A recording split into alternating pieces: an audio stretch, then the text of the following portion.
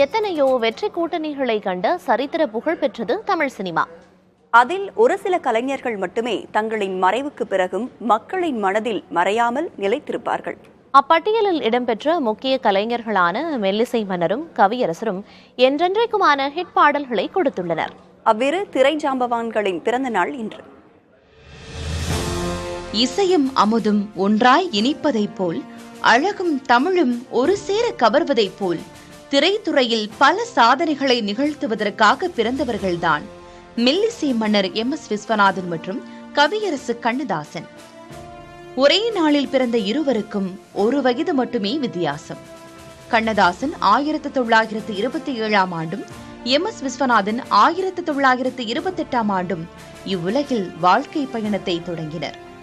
வாழ்வின் நிகழ்வுகளை வரிகளாக்கும் கண்ணதாசனும் அவரின் இன்ப தமிழுக்கு இசை சேர்க்கும் MS விஸ்வநாதனும் இணைந்து தமிழ் சினிமாவுக்கு கொடுத்த பாட்டுச்சரங்கள் ஏராளம்.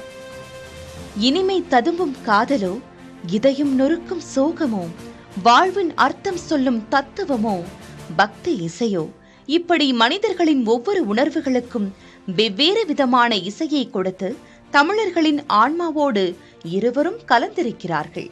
எழுத்தாலும் இசையாலும் இறுக பிணைக்கப்பட்ட இவ்விருவரின் நட்பும் அத்தனை ஆழமாக இருந்ததே இக்கூட்டணியின் படைப்பில் காலம் கடந்து நிற்கும் பாடல்கள் உருவாக காரணமாகி இருந்தது. அதனால் தான் இசைக்கடலும் கவிதை கடலும் சினிமா எனும் திரைக்கடலில் சங்கமித்து பல்வேறு மாயங்கள் செய்திருக்கின்றன. திரை இசையில் சரித்திரம் படைத்த இவ்விருவரும் சினிமாவுக்கு செய்த பங்களிப்பு அதிகம். தமிழ் உள்ளிட்ட பல்வேறு மொழிகளில் சுமார் 1700க்கும் மேற்பட்ட படங்களுக்கு இசையமைத்திருக்கிறார் MS விஸ்வநாதன். தமிழர்களின் உணர்வோடு கலந்திருக்கும் தமிழ்தாய் வாழ்த்துப்பாவும் இவரின் இசையில் உருவானதுதான்.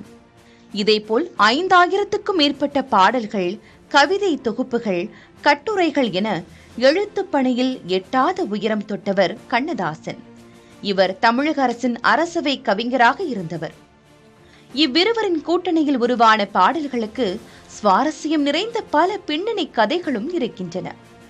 காவியத்தாயின் இளைய மகன், காதல் பெண்களின் பெருந்தலைவன், நான் நிரந்தரமானவன், அழிவதில்லை, எந்த நிலையிலும் எனக்கு மரணமில்லை என்றவர் கவிஞர் கண்ணதாசன்.